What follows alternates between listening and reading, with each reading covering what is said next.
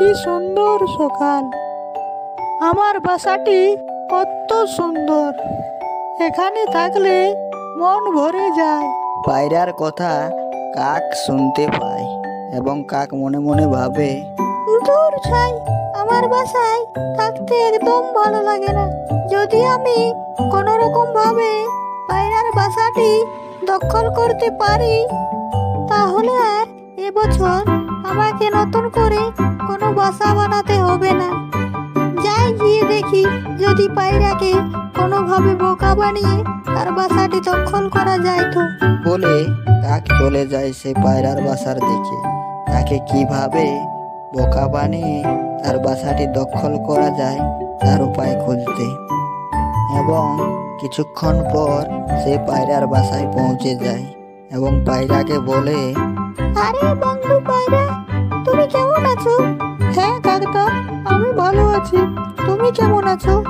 ভালোই আছি, কিন্তু জানিস তো পায়রা, আমি একটি দুশ্চিন্তায় আছি। কিন্তু কেন গো কাকদা, তোমার আবার এত দুশ্চিন্তা কিসের? এই তো দেখছি বেশ ভালোই আছো। না পায়রা, মানে এই দুশ্চিন্তাটা আমার জন্য হচ্ছে না, হচ্ছে তোর জন্য। কাল আমি দুজন কাঠুরেকে গল্প করতে শুনলাম। তারা বলছিল যে তুই যে গাছটিতে বাস করে আছিস সেই গাছটি খুব পুরনো, ওকে কেটে ফেলবে। এই দুশ্চিন্তা আর কি। ও, কি বলো গো কাকদাদা, তাহলে তো আমার এখানে থাকা খুব বিপজ্জনক হয়ে যাবে। আমায় অন্য বাসা খুঁজতে হবে। হ্যাঁ পায়রা, আমি তাই বলছি, তুই যতদিন পর্যন্ত না একটি বাসা খুঁজে পাস ততদিন পর্যন্ত আমি তোর বাসাটি দেখে রাখবো, আর কোনো সমস্যা হলে জানাবো। পায়রা খুব সরল, তাই সে কাকের কথায় বিশ্বাস করে নতুন বাসা খুঁজতে যায়। হা হা হা, এই জঙ্গলে আমার চেয়ে আর বুদ্ধিমান পাখি কেউ নেই। কিভাবে পায়রাকে তার ঘর ছাড়া করলাম। যাই, এখন গিয়ে ওর ঘরটায় আরাম করে থাকি। কয়েকদিন পর টুনটুনি তার বাসায় মনে মনে ভাবে, বেশ কয়েকদিন হয়ে গেল পায়রার বাসায় পায়রাকে দেখতে পাওয়া যাচ্ছে না। পায়রার বাসাটিতে কাককে দেখতে পাওয়া যাচ্ছে।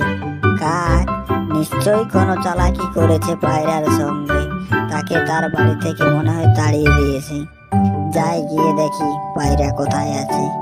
এই বলে টুনটুনি পায়রাকে খুঁজতে চলে যায় এবং কিছুক্ষণ পর সে একটি গাছের ডালে পায়রাকে দেখতে পায়। পায়রাদা, তুমি এখানে কি করছো? আমি একদিন তোমার বাসায় গিয়েছিলাম, কিন্তু সেখানে তোমাকে দেখতে পেলাম না। সেখানে দেখছি কাক আছে। বলিস কি টনি, কাক তো বলেছিল আমার বাসাটি যে গাছটিতে আছে সে গাছটি কাঠুরেরা কেটে নেবে। ওই জন্য আমি এই গাছটিতে বাসা বানাবো বলে ভাবছি। কাক কি তাহলে আমাকে ঠকিয়ে আমার বাসাটি দখল করলো নাকি? হ্যাঁ গো পায়রাদা, আমারও তো তাই মনে হয়। এইবার আমাদের কাককে উচিত শিক্ষা দিতে হবে, যাতে ও আর কোনোদিন কারো বাসা দখল করার কথা না ভাবে। এই বলে টুনটুনি ও পায়রা কাকের কাছে আসে।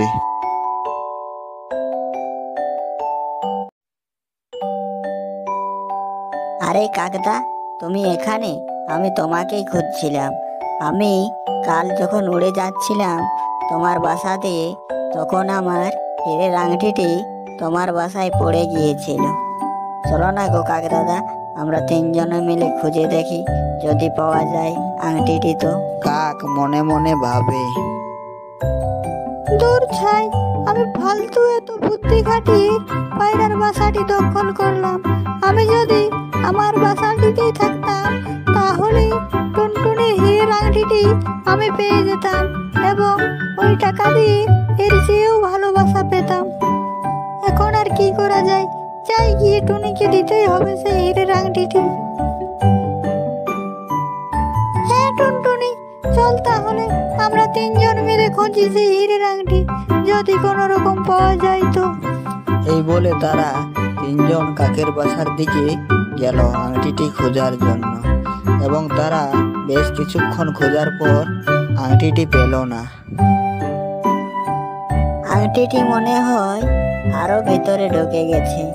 যদি বাসাটি ভাঙি তাহলে হয়তো আংটিটি পাওয়া যাবে। কাক মনে মনে ভাবে, টুনটুনিদের কোনোভাবেই এই বাসাটি ভাঙতে দেওয়া যাবে না। বাসাটি যদি ভাঙতে দিই তাহলে ওরা আংটিটি পেয়ে যাবে, তাহলে আর আমার ধনী হওয়া হবে না।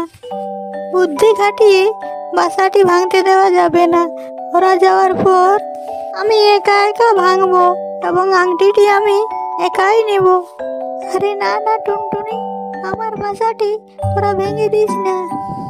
আমার বাসাটি ভেঙে দিলে আমি কোথায় থাকবো বল? আর পায়রা, তুই তোর বাসায় নিশ্চিন্তে ফিরে যেতে পারিস। আমি আজ আবার কাঠুরিদের গল্প শুনলাম, ওরা ওই গাছটি কাটবে না।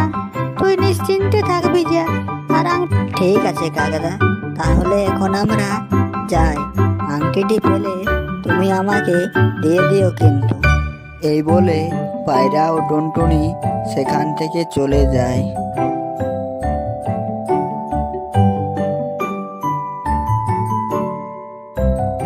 আহা হা, টুনটুনিদের আমি কিভাবে বোকা বানিয়ে পাঠিয়ে দিলাম।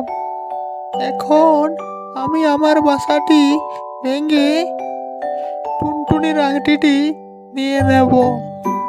তারপর আমি অনেক ধনী হয়ে যাব এবং বাইরের চাইতেও ভালো আরামদায়ক বাড়িতে বাস করব। আর বোকা টুনটুনিকে জানতেই দেব না যে ওর আংটিটি আমি পেয়ে গেছি বলে। এই বলে কাক তার বাসাটি ভাঙতে চেয়েছিল। কই